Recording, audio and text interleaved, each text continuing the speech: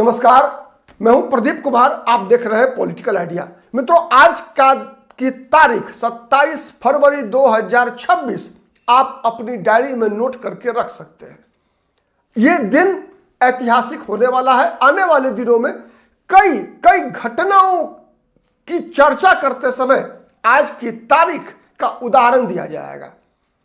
आज की तारीख का उदाहरण इसलिए नहीं दिया जाएगा मित्रों, क्योंकि अरविंद केजरीवाल को आज शराब नीति केस से बरी कर दिया है दिल्ली की राउज एवेन्यू कोर्ट ने।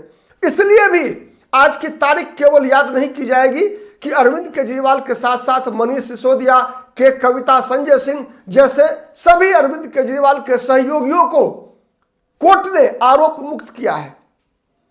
केवल इसलिए आज की तारीख को याद रखने की आवश्यकता नहीं पड़ेगी मित्रों कि इस मुकदमे की सुनवाई करते हुए कोर्ट ने कहा कि सीबीआई की कार्यप्रणाली ने पर भी उंगली उठाया कि जब इतने बड़े संवैधानिक पद पर बैठा हुआ कोई व्यक्ति के खिलाफ जब गिरफ्तारी की कार्रवाई होती है तो सीबीआई को पहले तथ्यों का संकलन शिद्दत से करना चाहिए था। इस प्रकार के हल्के फुल्के सबूतों के आधार पर इतने बड़े व्यक्ति को गिरफ्तार करके जेल में नहीं डालना चाहिए था।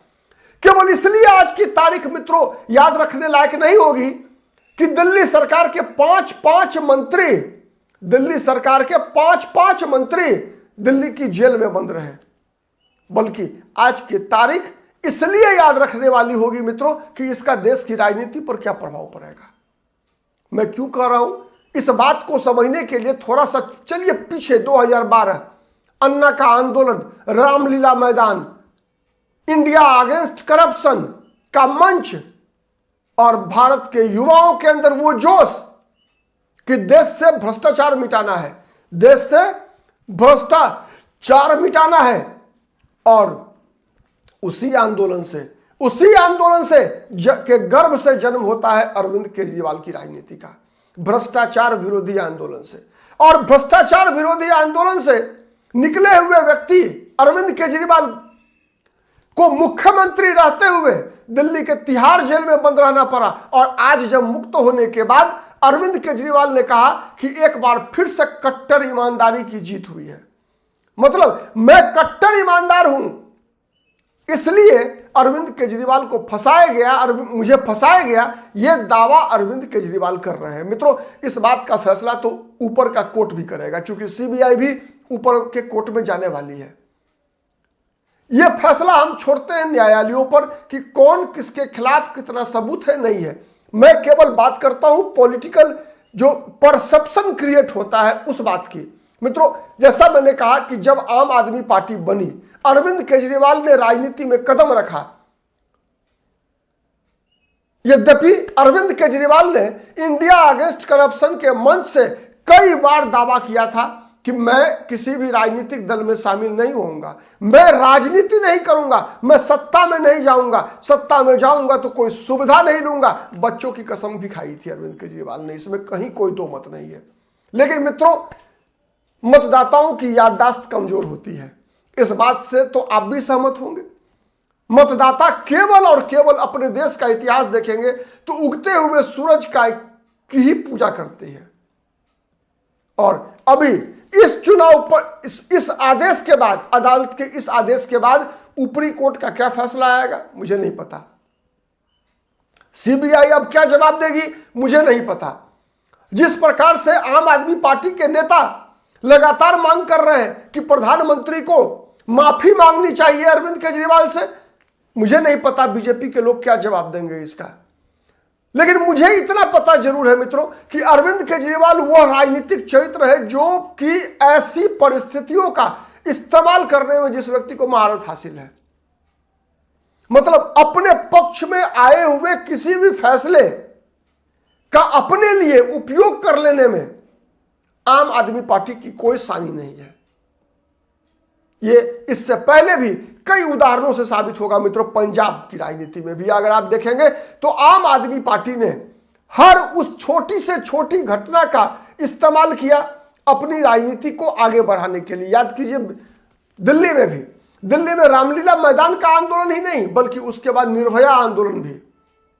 हर आंदोलन से अरविंद केजरीवाल ने कुछ न कुछ कमाया। केवल एक डेंट लगा था अरविंद केजरीवाल पर, कट्टर ईमानदारी की छवि पर। कट्टर ईमानदार की छवि पर दाग लगा था। उस दाग को राव जेवेन्यू कोर्ट ने धोया है। इसलिए संभावना इस बात की बनती है मित्रों कि आने वाले दिनों में भारतीय जनता पार्टी को अरविंद केजरीवाल नाम की चुनौती का सामना करना पड़ेगा। मनीष सिसोदिया, संजय सिंह जैसे अरविंद केजरीवाल के जो लेफ्टिनेंट हैं, अब और ज्यादा आक्रामक होकर नरेंद्र मोदी, अमित शाह के खिलाफ मोर्चा खोलेंगे। दिल्ली और पंजाब की सीमा के अंदर सीमित नहीं रहेंगी आम आदमी पार्टी। गुजरात में जहां जहां प्रेजेंस है आम आदमी पार्टी का, वहां अरविंद केजरीवाल का जो ब्रांड है, वो ब्रांड को बढ़त मिलते हुए आप देख सकते हैं मित्रों। आज के अदालत के इस निर्णय का यह असर जरूर होगा कि जहां जहां आम आदमी पार्टी का अस्तित्व है, वहां आम आदमी पार्टी की स्वीकार्यता बढ़ती हुई दिखेगी। आम आदमी पार्टी और अरविंद केजरीवाल की स्वीकार्यता उस खेमे में भी बढ़ती हुई दिख सकती है मित्रों। वो खेमा जो किसी भी कीमत पर देश की राजनीति में, देश के प्रधानमंत्री के पद पर नरेंद्र मोदी को नहीं देखना चाहता, और जो भारतीय जनता पार्टी का कट्टर विरोधी है, वैसे ही जैसे अरविंद केजरीवाल अपने आप को कट्टर ईमानदार होने का दावा करते हैं। सच है। तो जो भारतीय जनता पार्टी का कट्टर विरोधी वोट बैंक है, उसका समर्थन भी अरविंद केजरीवाल को मिल सकता है। और इसका परिणाम भारतीय जनता पार्टी को दिल्ली से लेकर पंजाब से लेकर, चूंकि पंजाब में भी आप देखेंगे भारतीय जनता पार्टी जब से अलग हुई अकाली दल से, तब से लगातार भारतीय जनता पार्टी पंजाब में खुद को मजबूत करने का लगातार प्रयास कर रही है। और अरविंद केजरीवाल फैक्टर पंजाब में भी कहीं ना कहीं भारतीय जनता पार्टी को परेशान कर सकता है। लेकिन भारतीय जनता पार्टी से ज्यादा परेशान किसको करेगा? राहुल गांधी को। न केवल पंजाब में, न केवल दिल्ली में, न केवल गुजरात में, बल्कि दिल्ली की राजनीति में भी। इसलिए मैं कह रहा हूं मित्रों, उसका 2-3 कारण है। मैंने कई वीडियो में पहले अलग अलग मुद्दों पर जब कभी चर्चा हुई है तो मैंने बताया है मित्रों कि देखिए, देश की राजनीति में जैसा मैंने कहा ना कि कट्टर मोदी विरोधी एक वोटर समूह है, जिसकी आबादी लगभग 30 से 35% मिनिमम है। मिनिमम 30 से 35% है उत्तर भारत और पश्चिमी भारत में। उत्तर भारत और पश्चिम भारत में, आप पूर्वी भारत में भी कह सकते हैं आप। केवल दक्षिण भारत के 4 राज्य को छोड़ दीजिए मित्रों, तो लगभग 35% वोट ऐसा है जो मोदी का कट्टर विरोधी है। किसी भी कीमत पर मोदी को जीतते हुए नहीं देखना चाहता, या भारतीय जनता पार्टी को जीतते हुए नहीं देख सकता। और दक्षिण भारत में जाएंगे तो दक्षिण भारत में एक कर्नाटक को छोड़ दीजिए आप मित्रों, इसके अलावे लगभग 70% वोटर ऐसे हैं जो बीजेपी का कट्टर विरोधी है। खैर, वहां लाभ उठाने की स्थिति में अरविंद केजरीवाल नहीं है दक्षिण भारत में अभी, क्योंकि उनकी प्रेजेंस नहीं है। लेकिन उनको सहयोगी मिल सकते हैं, उनको सहयोगी मिल सकते हैं। कैसे सहयोगी मिलेंगे और कैसे मिलेंगे सहयोगी, इससे बेहतर है कौन मिल सकते हैं सहयोगी? तो जहां से वोट आता है, वो कट्टर जो मोदी विरोधी वोटर है। आज देखेंगे मित्रों, गौर से देखिए पूरे देश भर के राजनीतिक नक्शे को। अधिकतर राज्यों में केवल 4-5 राज्य छोड़ दीजिए आप, 4-5 राज्य छोड़ दीजिए, जैसे मध्य प्रदेश, राजस्थान, हिमाचल प्रदेश, ऐसे कर्नाटक, ऐसे राज्य हैं मित्रों जहां कांग्रेस अपने बलबूते पर बीजेपी को हरा सकती है। इसके अलावे एक भी राज्य ऐसा नहीं है मित्रों जहां पर कि कांग्रेस अपने बलबूते पर बीजेपी को हरा दे। तो इन राज्यों को आप छोड़ दीजिए, मध्य प्रदेश, राजस्थान, छत्तीसगढ़ जैसे राज्य, हिमाचल प्रदेश जैसे राज्यों को आप छोड़ दीजिए तत्काल। इसके अलावा जितने भी राज्य हैं मित्रों, चाहे वो बिहार हो, चाहे वो पश्चिम बंगाल हो, चाहे वो उत्तर प्रदेश हो, ऐसे सभी राज्यों में जो पार्टियां आज कांग्रेस पार्टी के साथ गठबंधन में है, वो आम आदमी पार्टी के साथ भी गठबंधन में जा सकती है। क्यों मैं कह रहा हूं? उसका प्रत्यक्ष प्रमाण है आज समाजवादी पार्टी के नेताओं का बयान। अरविंद केजरीवाल के बरी होने पर सबसे ज्यादा खुश अगर कोई है तो उत्तर प्रदेश में समाजवादी पार्टी के नेता लोग खुश हैं। क्यों खुश है? आप इस बात को समझिए।